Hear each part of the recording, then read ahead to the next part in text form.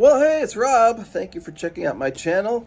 This is the second video this week I'm doing about the Gibson Moderne. The Moderne is the third of three what they called modernistic guitars that they made in the late 50s, 1958, I think. And they were really kind of unique, unusually shaped guitars that took a while for the market and the guitar playing population to catch on.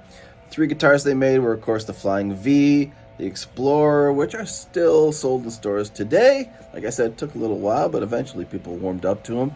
And the third guitar of the series was supposed to be this one. I don't even think it had a name at the time, but we call it the Moderne now. And I actually have read this book multiple times, but I pulled it out to do some research for my last video that I made about the Moderne. And I saw there was an email address for the author in there, Ronald Linwood. And so I emailed him, told him I was interested in the Moderne and the story, and see if there's any developments as of late. I think this book was from 2008. And he called me back today. We had a nice talk. So anyway, I've also been speaking to a couple other people, and they may have some information that is not in this book about the Moderne, and I will share that with you right now. Here we go.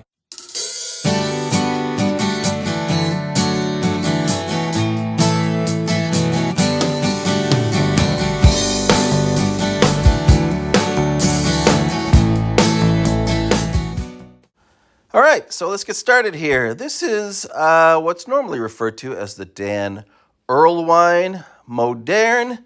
Dan Erlewine is a luthier, and he does expert guitar repair of vintage guitars, which he has done for decades. He came across this guitar in the early 70s. It was sold to him by somebody who previously was unknown, but I think I just found out who it was. And so that's what I'm going to discuss today. So the story I'm hearing now from two people on Facebook who I have been discussing this with is that there was a guy named Jack. And according to Jack, he either found this Moderne body with a busted original neck on it in the Gibson trash, or he may have purchased it, and we'll get into this a little bit later, from a guitarist in a Canadian band called Lighthouse. And the guitar player from that band somehow got a hold of this and sold it to this guy, Jack. Again, we'll get into that in a little bit. But in any case, these two people swear that this guy, Jack, had this guitar. He got a hold of it somehow. And as the story goes, the neck was either broken or he didn't like the neck. So he returned it to Gibson. From what I'm hearing, when he brought it back to Gibson, a repair guy walked out and said, "Hey, I made those guitars originally. Give it to me. I'm going to fix it for you." And ended up putting this normal, or I think it was a Gibson Melody Maker neck, back on this original Moderne body. Now, many people have said this is a fake. It's, not at all an original guitar, but then some people also believe if there is ever one out there that really could be an original, it's this one. All right, so let's look a little closer at the Dan Erlewine Moderne. This guitar was eventually sold to a businessman in Tokyo, and last I heard, it's hanging in a store window somewhere in a guitar store in Tokyo, on display as an original Moderne, not for sale.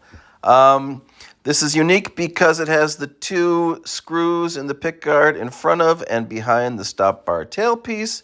As you can see, if you look at the bottom knob, I guess it would be a tone knob. It's almost at the edge of the pickguard. The pickguard itself looks sloppy and uneven how it's put on. It definitely looks like somebody made it in their basement or whatever, as opposed to Gibson doing it. Dan Erlewine has confirmed that there was extra routing and somebody messed with this guitar before he got it. So this big pickguard may in fact be covering up a lot of damage or work that was done, through the years that they don't want anybody to see. Another interesting detail of this guitar is the relief, or the rounded away area On the bottom curved part of the body, that's something that Gibson was known to do, and you can see it on, I think, other Flying V's and things of the era. So once again, if there is any possibility of an original Gibson Moderne body being out there, that is viewable by the public, this is certainly that guitar. And if you go to Tokyo, I believe you can still see it hanging in the storefront window today. All right, now let's take a look at the headstock of the Dan Erlewine Moderne. Clearly it says Gibson on there. You see the open book headstock design. It's always been said that they put a Melody Maker neck on this guitar. To me, this, of course, looks like a Les Paul. Melody Maker was just like a straight-sided neck, and these, of course, are curved and more ornate.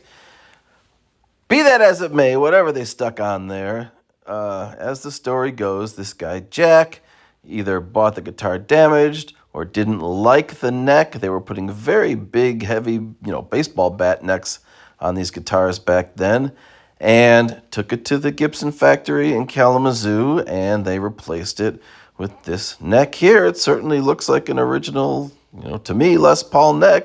And once again, the story I heard was that when Jack went to the Kalamazoo factory, a man walked out and said, "Hey, I originally built those guitars. Those are very rare guitars. There are very few of them out there, and I'm going to take this and repair the neck for you." And that's what happened, and that's what we see today.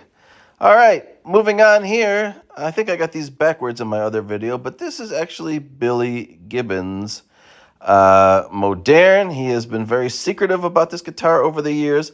It looks black like the last one, which was painted over Carino wood, but this one actually is supposed to be a natural finish. It's just the way the photo looks. For years, he said he has this Gibson Moderne. He's got it, sitting in a pile of guitars in his collection or whatever. It's pretty likely, and if you look at this compared to the last one, that this is a copy of the Dan Erlewine Moderne.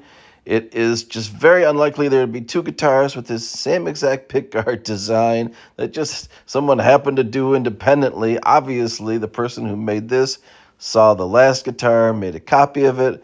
This may be a fake, a phony. This may be one of the reissues that Ibanez did. Who knows? Headstock here looks like a Gibson headstock.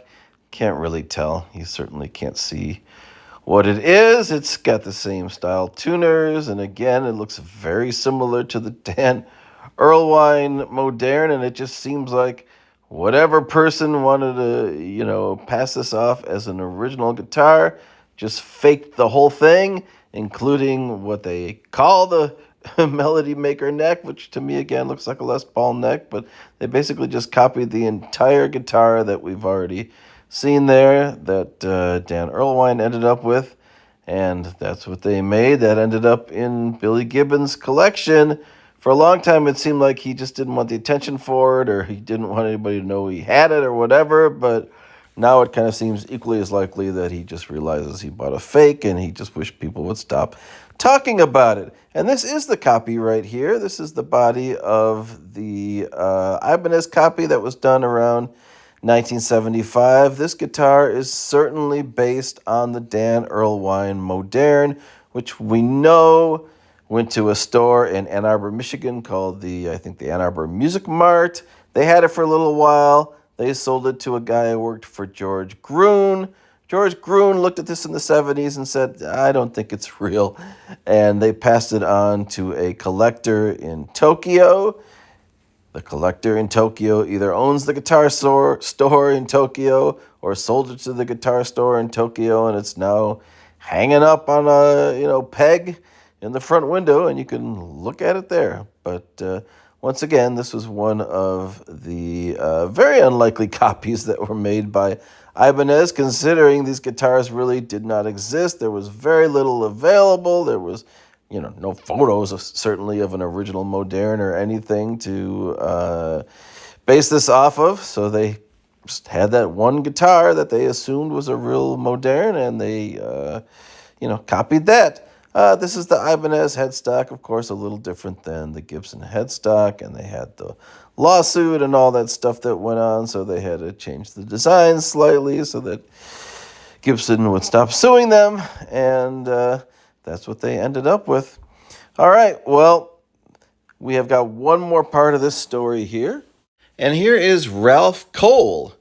He is the guy with the flying V in the picture there. He is a guitar player for a Canadian band called Lighthouse. They were kind of like Chicago. They had a huge horn section, I think a 10-piece band. And in a few pictures, you can see Ralph Cole there playing what looks to be a late 50s flying V, missing a pickguard. And it looks like he has crafted his own control panel for the knobs on the bottom there of the guitar. So as you can see here, looks to me like an original Carina, 58, 59 flying V, but the pickguard is missing.